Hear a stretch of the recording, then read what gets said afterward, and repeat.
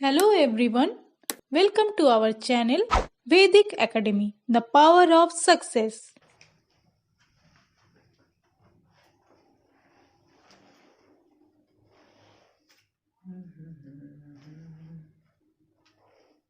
प्यार में तोहरा भुलाइल बानी घर के, अब मिलत नइखी बाबूजी के डर से। गिर गईनी हम सब का नजर से, मिलत नइखी बाबूजी के डर से। कि प्यार में तोहरा भुलाइल बानी घर के, अब मिलत नइखी बाबूजी के डर से।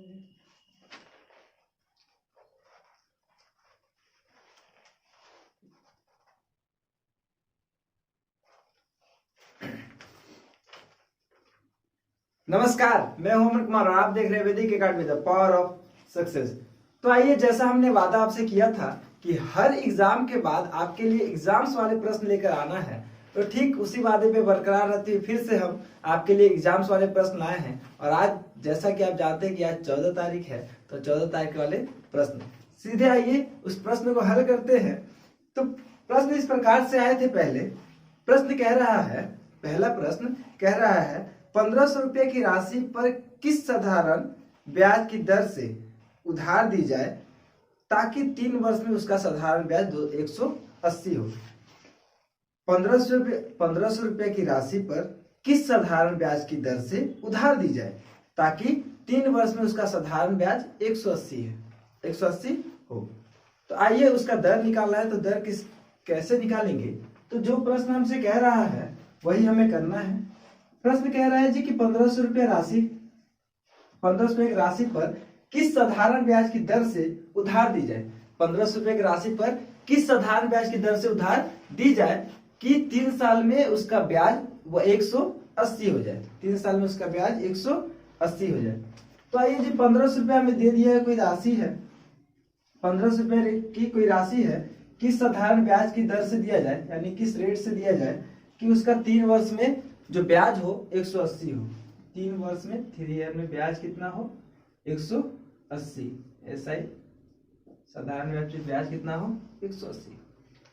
तो हमने करना ये है कि मान लीजिए जी कि 3 ईयर दिया हुआ है। 3 ईयर में कितना दिया हुआ है 180। 3 वर्ष में हमें 180 ब्याज प्राप्त हो रहे हैं। 3 वर्ष में हमें 180 ब्याज प्राप्त हो रहे हैं। तो 1 वर्ष में हमारा ब्याज कितना लगेगा? साधारण ब्याज की दर से 3 वर्ष में हमें 180 ब्याज मिल रहे हैं। 3 वर्ष में ब्याज हमें 180 मिल रहे हैं। तो 1 वर्ष में कितना मिलेगा? तो आप कहेंगे मेरे प्यारे दोस्तों कि इससे कैंसिल आउट करेंगे तो 1 वर्ष में हमें मिलेगा कितना 60। जब कोई व्यक्ति 3 वर्ष में साधारण ब्याज की दर से 180 ब्याज दे रहा होता है, जब कोई व्यक्ति 3 वर्ष में साधारण ब्याज की दर से 180 ब्याज दे रहा होता है, तो हमने आपसे पूछे कि 1 वर्ष में कितना देगा, तो आप कह रहे होंगे कि 1 वर्ष में 60 देगा। इससे कैंसिल आउट कर रहे होंगे, हमारा 60 आ रहा होगा। 1 वर्ष में 60 देगा। तो हमें जब दर निकालना है तो पहले वर्ष का ब्याज हमें दर निकालना होता है। तो करना क्या होता है कि पहले वर्ष का ब्याज हमारा कितना है 60, क्योंकि 3 वर्ष में 180 दे रहा था तो 1 वर्ष में 60। 3 वर्ष में कोई चीज 180 दे रही थी तो 1 वर्ष में 60। तो 1 वर्ष में हम 60 देंगे, यानी कि पहले वर्ष का ब्याज बटा मूलधन, हमें दर निकालना होता है।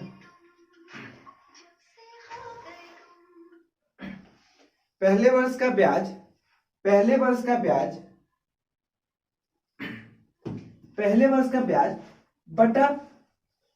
बटा पूरा मूलधन। पहले वर्ष का ब्याज बटा पूरा मूलधन और इसे इंटू 100। तो जैसे ही हम ये करेंगे पहले वर्ष का ब्याज बटा मूलधन इंटू 100, तो हमारा क्या निकल रहा होगा मेरे प्यारे दोस्तों? हमारा रेट निकल रहा होगा। और रेट ही हमसे पूछा है, तो तो क्या करेंगे, इससे कैंसिल आउट करेंगे, 15 चौक 60। तो हमारा इस प्रश्न का उत्तर आ रहा होगा कि वो 4% के दर से इस पे दे रहा होगा, तो उसे 3 वर्ष में कितना ब्याज मिल रहा होगा, 180। अच्छा, इसे आप ऐसे भी कर सकते हैं, अगर आपको ये फॉर्मूला याद ना हो कि पहले वर्ष का ब्याज बटा मूलधन इंटू 100, तो दर निकालने के लिए तो आप वहां पे उस परिस्थिति में क्या कर रहे होंगे, वहां ऑप्शन की सहायता ले रहे होंगे आप कि मान लीजिए जी कि 4% हमने लिया ऑप्शन, 4% ले उठाया ऑप्शन। सेकेंड मेथड बता रहे मेरे प्यारे दोस्तों कि मान लीजिए हम ये फॉर्मूला भूल जाते कि पहले वर्ष का ब्याज बटा मूलधन इंटू 100, तो उस परिस्थिति में हम क्या करें, क्वेश्चन तो छोड़ के आना नहीं है हमें, तो हमें क्वेश्चन छोड़ के नहीं आने, तो उसमें हमें एक चीज का सहायता करता है, वो है ऑप्शन हिट, यानी कि उसे रामबाण बोल लिया जाए आज के जमाने में, तो वो है ऑप्शन हिट। यानी कि आप 1500 रुपया मूलधन दिया हुआ है आपको, उसमें 4% का दर से, अब जैसे हमारा ऑप्शन उठाए हम कि 4% का दर देता होगा, तो 4% तो एक वर्ष में ना 4% दे रहा होगा, एक वर्ष में 4% का ब्याज लग रहा होगा, तो 3 वर्ष में कितना प्रतिशत का ब्याज लगेगा। जब एक वर्ष में हम कह रहे हैं मेरे प्यारे दोस्तों कि एक वर्ष में हम 4% का दर दे रहे हैं, तो 3 वर्ष में हम 12, एक वर्ष में हम 4% का दर दे रहे होंगे, तो 3 वर्ष में 12% देंगे।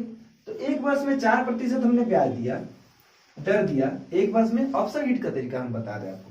अगर आप वहां पे भूल जाओ कि हमें फर्स्ट साल का ब्याज बटा मूलधन इंटू 100, तो हम दर नहीं निकाल पाओगे, भूल जाओगे तो वहां करना ये होता है कि ऑप्शन उठा लेते हैं, ऑप्शन उठाया हमने 4%, तो 15,500 में दिया हुआ था, 1,500 में दिया हुआ था, और 1,500 का 4% हमने उठाया।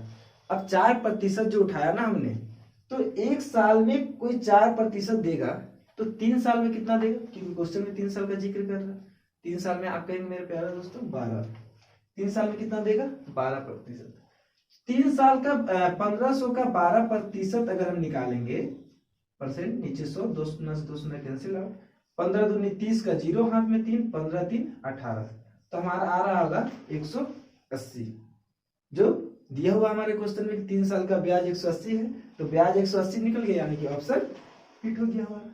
इसे आप 2 तरीके से कर सकते थे, या तो आप पहला वाला मेथड हमने बताया कि पहला साल का ब्याज बटा मूलधन इंटू 100, अगर आपको फॉर्मूला याद ना हो तो आप वहां पे क्या करेंगे, 1500 लिखेंगे, ऑप्शन उठाएंगे, ऑप्शन उठा के अगर एक साल का ऑप्शन उठा रहे हैं, ऑप्शन दे रखा है आपको 4% दर, तो 3 साल का 12% दर हो जाएगा।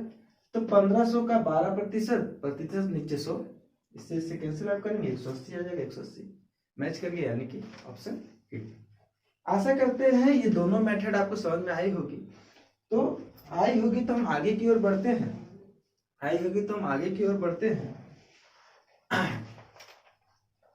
तो हमने वो प्रश्न आपको उस माध्यम से करा रहे हैं, हालांकि हम लोगों ने इस प्रश्न पे कार्य किया, और कार्य करने के बाद 2-3 तरकीब निकले, किंतु हमें वो तरकीब कराने हैं जो आपको सरल लगे, एग्जाम में विद इन 10 सेकेंड में आंसर आए, क्योंकि अगर समय ले ले कोई चीज में तो फिर हम एग्जाम देने का कोई महत्व ही नहीं बनता, और खास करके आजकल के एग्जाम में समय लेना, तो एक्स का मान या फॉर्मूला पुट करके वो बहुत ही हमें पेचीदा सा लगता है। इसी कारण इस प्रकार के प्रश्न ऑप्शन हिट के माध्यम से चलते हैं, या फिर एक पहला साल का ब्याज भाई मूलधन इंटू 100, उससे भी आपका आंसर आउट हो रहा होगा। चलिए अगले प्रश्न की ओर रुख करते हैं। अगला प्रश्न कह रहा है जी, किसी वस्तु के मूल्य में 50% की वृद्धि, किसी वस्तु के मूल्य में 50% की वृद्धि हो जाए तो इसकी खपत में कितनी प्रतिशत की कमी की जाए।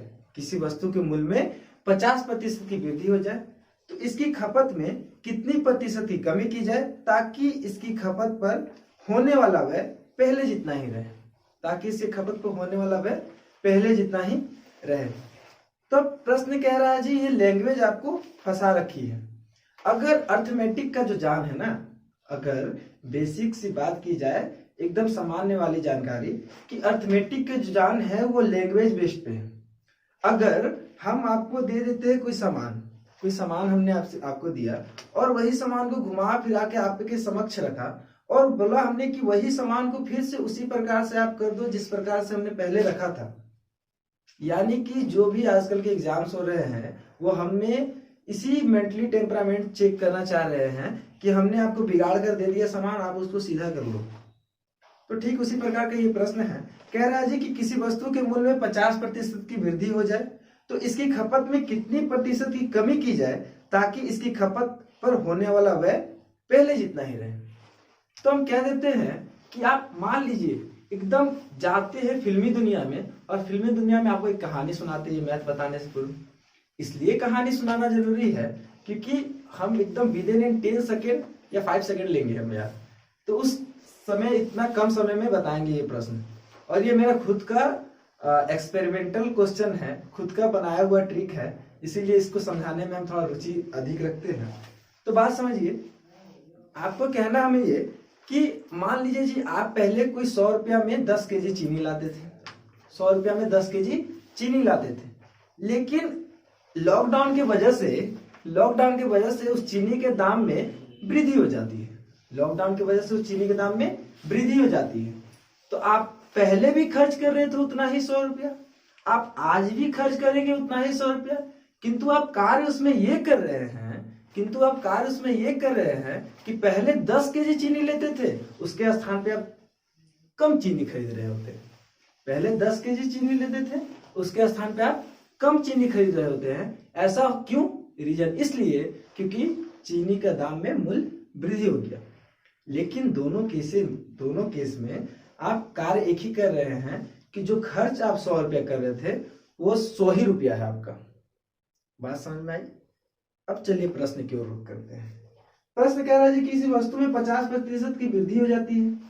तो मान लीजिए 50% है, 50 जितने भी प्रश्न करा रहे हैं एनटीपीसी का वो हमने सभी फ्रैक्शन मेथड पे कराई है। यानी कि फ्रैक्शन आपको पता हो रहा होता है तो फट से हम teeth of the tongue answer दे रहे होते हैं। तो 50% की वृद्धि हो जाती है, तो 50% का फ्रैक्शन हम बोलेंगे मेरे प्यारे दोस्तों कितना होगा? तो आप कह रहे होंगे कि 1/2। आप कह रहे होंगे कितना? 1/2। यहाँ पे एक्सपेंडिचर या प्राइस बोले सब एक ही बात है। अगर एक्सपेंडिचर या प्राइस यानी कि मेरे पहले का जो है दाम, पहले का दाम कितना है? 2 है। पहले का दाम कितना है? 2 है। किसी वस्तु में 50% की वृद्धि होती है, 50% का फ्रैक्शन होता है मेरे प्यारे दोस्तों 1/2। 50% का फ्रैक्शन होता है 1/2। तो आप बोलेंगे मूल फ्रैक्शन सर जी ये है, मूल फ्रैक्शन ये है, तो मेरा पहले का दाम हो रहा होगा 2, मेरा पहले का दाम हो रहा होगा 2, और 50% जो कि वृद्धि हो गई है, जो कि 50% वृद्धि हो गई है, तो 2 में 1 बढ़ाएंगे हम। वृद्धि हो गई तो 2 में 1 बढ़ाएंगे, तो 2 में 1 बढ़ाया तो कितना हो जाएगा मेरे प्यारे दोस्तों? तो आप कहेंगे सर जी 3। आप कहेंगे 3, क्योंकि 50% की वृद्धि हुई है। तो मैं पहला दाम जो 2 था, किंतु अब वृद्धि हो गया 50%, तो 2 में 1 जोड़ेंगे तो आएगा कितना हमारा? 3। 2 में 1 जोड़ेंगे तो आएगा कितना हमारा? 3। तो बोल रहा है जी कि खपत में कितनी प्रतिशत की कमी करे कि हम दाम उतना ही खर्च करेंगे जो पहले खर्च कर रहे थे। यानी कि पहले जो हम 100 रुपये खर्च कर रहे थे, आज भी हमें 100 ही रुपया खर्च करना है। तो बढ़ा हुआ मूल्य में से कितना हम खर्च जो कर रहे थे उसको कितना कम कर दे कि हम जितना पहले पैसा खर्च कर रहे थे उतना आज भी करें। जितना हम पहले पैसा खर्च कर रहे थे उतना हम आज भी करें। तो पहले दाम था 2, अब हो गया दाम कितना? 3, क्योंकि 50% फ्रैक्शन था 1/2। पहले 2 दाम था, वृद्धि हुआ दाम में, तब हो गया 3। हमने पहले कहा कि एक्सपेंडिचर या प्राइस दोनों सेम ही होते हैं, तो हमें खर्च को सेम करने के लिए हमने ऊपर लिख दिया एक्सपेंडिचर या प्राइस दोनों सेम होते हैं। तो अगर खर्च हमें कम करना हो तो हमें क्या करना पड़ेगा? 3 तो बढ़ गया ना खर्च। ये दाम या प्राइस बार बार हमने जिक्र कर रहा है, बार बार हमने जिक्र किया कि 2 या 3 एक्सपेंडिचर या प्राइस सेम होते हैं, एक्सपेंडिचर या प्राइस सेम होते हैं। तो हमें खर्च कम करना है। खर्च कितना कम करना है? खर्च हमारा 3 बढ़ गया, 3 था, 3 बढ़ गया था। अब हमको कम करना है, तो इससे कितना कम करेंगे कि हम 2 कर दे दाम? हम इसमें कितना कम करें कि दाम हमें 2 आए? तो आप कहेंगे मेरे प्यारे दोस्तों कि 1 कम कर दीजिए तो दाम 2 आ जाएगा। तो एक हम जो कम करेंगे वो किस पे कम करेंगे, तो आप कहेंगे 3 पे 1 कम कर दीजिए तो दाम 2 आ जाएगा। 3 पे 1 कम कर दीजिए तो दाम 2 आएगा, क्योंकि दाम तो 3 बढ़ गया था। 1 कम करना पड़ेगा, किस पे कम करना पड़ेगा, 3 पे। और जैसे ही 1/3 हमने लिखा, जैसे ही हमने 1/3 लिखा तो हमारा आंसर आ रहा होगा 1/3 का फ्रैक्शन कितना होता है मेरे प्यारे दोस्तों। तो आप कहेंगे 33.1/3%। ये हमारा आंसर आ रहा होगा। ये आज के एग्जाम में आ रखा था प्रश्न, और हमने इसी पे एक्सपेरिमेंट किया था कल परसों। और ठीक देखिए, आपको कुछ ज्यादा नहीं करना पड़ता, और कुछ बच्चे हो रहे होते हैं वो इस प्रश्न को इस प्रकार से भी कर सकते थे। इस प्रश्न को हमने 2 मेथड आपको बताने हैं। इस प्रश्न को इस प्रकार से भी कर सकते थे कि मान लिया जी कि एक्सपेंडिचर या प्राइस, एक्सपेंडिचर हाँ डिस्ट्रीब्यूट कर लेते हैं। एक्सपेंडिचर या प्राइस 100 है। एक्सपेंडिचर या प्राइस कितना है, 100। 50% की वृद्धि होती है, तो 100 में 50 बढ़ाएंगे तो 150। अब बोला जी कि खर्च में कितना कम किया जाए कि दाम पहले जितना ही रखा जाए। तो दाम पहले 100 था, अब 150 हो गया, तो खर्च में कितना कम करेंगे कि 100 हो जाए। तो आप कहेंगे जी खर्च में 50 कम कर दीजिए। खर्च में कितना कम कर दीजिए, 50 कम कर दीजिए तो 100 हो जाएगा। तो 50 कम कर दीजिए तो किस पे कम कर दीजिए, तो आप कहेंगे कि कम कर दीजिए सर जी 150 पे, क्योंकि 50 बढ़ा था तो इसी पे कम करना पड़ेगा। तो इससे कैंसिल आउट कर लेंगे 1/5 5 5 50 1/3। फिर भी आपका आंसर वही आ रहा होगा। लेकिन यहाँ पे हमने बड़े बड़े मान रखे हैं, तो हमें समय ज्यादा लगेगा, कैंसिल आउट करने में समय लग रहेगा, इसीलिए हमें फ्रैक्शन से करनी है। हमने 2 मेथड आपको बताया, पहले प्रश्न में भी 2 मेथड, सेकेंड प्रश्न में 2 मेथड। दोनों को माइंड में रख के चलिए।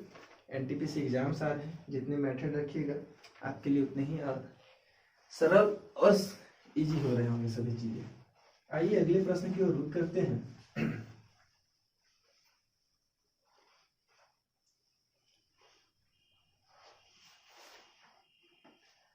अगला प्रश्न कह रहा है जी, किसी वस्तु को 10% हानि की अपेक्षा 20% लाभ पर बेचने पर, किसी वस्तु को 10% हानि की अपेक्षा 20% लाभ पर बेचने से 210 रुपया अधिक प्राप्त होता है, तो उसका क्रयमूल्य क्या है। प्रश्न कह रहा है जी, किसी वस्तु को 10% हानि की अपेक्षा, 10% हानि यानी कि 90, 10% हानि की अपेक्षा 20% लाभ पर बेची जाए, 20% लाभ पर बेची जाए, तो 20% लाभ का यानी कि 1/120%। 10% हानि की अपेक्षा 20% लाभ पे बेचा जाए, तो बोल रहा जी 20% लाभ पर बेचा जाए, बेचने से उसका जो मूल्य अधिक प्राप्त होता है वो 210 प्राप्त होता है। फिर से क्वेश्चन आपके समक्ष दोहरा देते हैं। किसी वस्तु को 10% हानि की अपेक्षा 20% लाभ पर बेचने से 210 रुपया अधिक प्राप्त होते हैं, 210 रुपया अधिक प्राप्त होते हैं, तो उसका क्रयमूल्य क्या है। तो हमने जब से आपके एनटीपीसी के क्वेश्चन करा रहे तो हमने बार बार ये बात जिक्र की है कि अधिक कम ये सब किसे दर्शाते हैं, अंतर को दर्शाते हैं। तो कितने अधिक मिल रहा है इसे, 210 रुपया। कितने अधिक मिल रहा है इसे, 210 रुपया। 210 रुपये तब अधिक मिल रहा है जब इसे 10% कम की अपेक्षा 20% अधिक पे बेचे जा रहे हैं। तो इससे कितना अधिक है देखिए, तो इससे कितना प्रतिशत अधिक है, तो आप कहेंगे जी 30%। और हम कह सकते हैं या नहीं, ये 30% जो है ये 210 के समान है।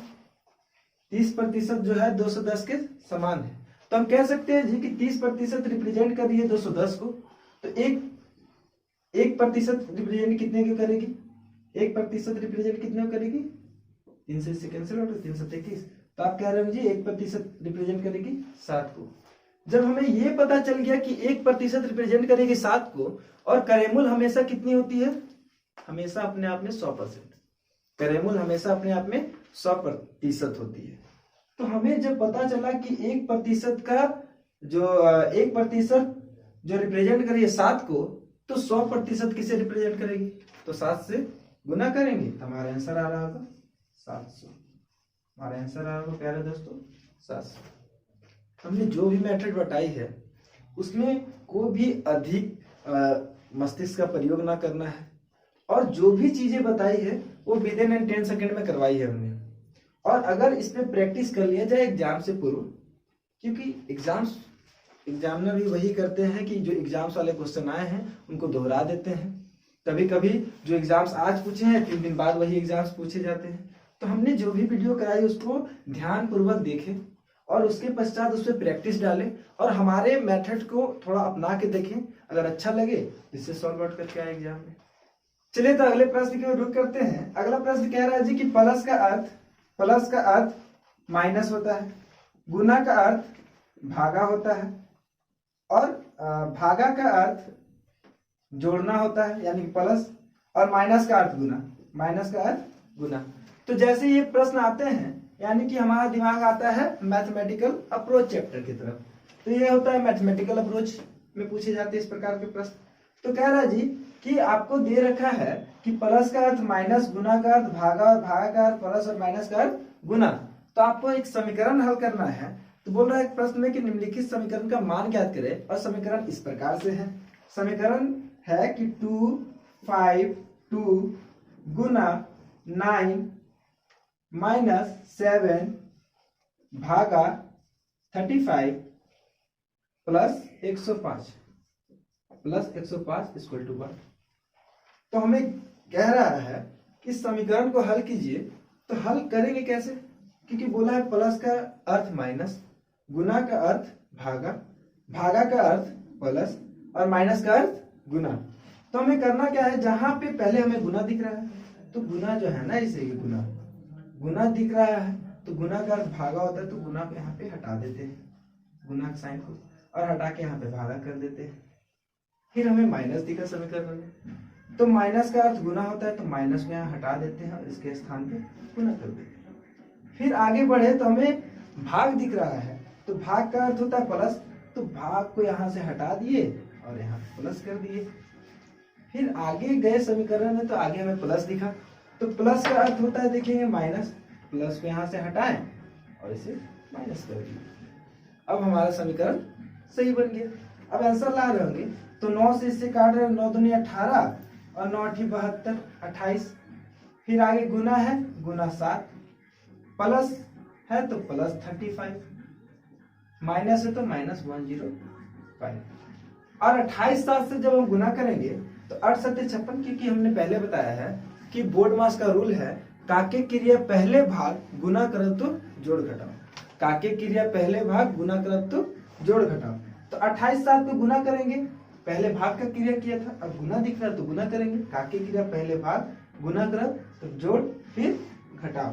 तो आइए 7 8 56 का 6 हाथ में 5, 7 में 14 और 5 19, 196। फिर प्लस का साइन है प्लस 35 माइनस 105, प्लस 35 माइनस 105। अब इसको ऊपर लिख देते कि भी दिखेगा नहीं। तो 196 और 35 को जोड़ेंगे तो 6 5 11 के एक हाथ में 1, 9 3 12 1 13 के 3 हाथ में 1, 1 1 2, 231 यहाँ तक आ रहा होगा। और 231 माइनस 105, इसे हम घटा रहे होंगे, 231 माइनस 105 इसे हम घटा रहे होंगे। तो 231 से तो 100 घटाएंगे तो 131, उसमें से 5 घटा दिए तो कितना आएगा, 231 है उसमें से 100 घटाएं तो हमारा आएगा 131, 131 में से 5 घटाएं तो हमारा आएगा 126। तो हमारा उत्तर हो रहा होगा 126। तो आशा करते हैं कि हर वीडियो की भांति ये वीडियो भी आपको मेरे पढ़ाने का तरीका और मेरे दो मेथड के जो समझाने का तरीका है, ऑप्शन हिट वाले तरीके हैं, अगर अच्छे लगे तो हमारे चैनल को लाइक करें, शेयर करें और सब्सक्राइब करें। और फिर से कहना यही चाहते हैं कि जितने भी हमने वीडियो कराई है उसको 1 बार 2 बार 3 बार देखें, फिर उससे प्रैक्टिस पर जाएं, और प्रैक्टिस पर जाने के बाद हमारे जो मेथड है उसको अपनाएं और उसको फॉलो करते हुए एग्जाम की तैयारी करें। तो क्योंकि हमने वही मेथड बताई है जिसमें आपके समय की बचत हो रही होगी, और आजकल के एग्जाम में समय का बचत ही बहुत बड़ा मैटर करता है। अगर आप समय बचा रहे किसी चीज पे तो आपके लिए हर हित में बढ़िया होता है, क्योंकि अगर समय बचा लिए तो कोई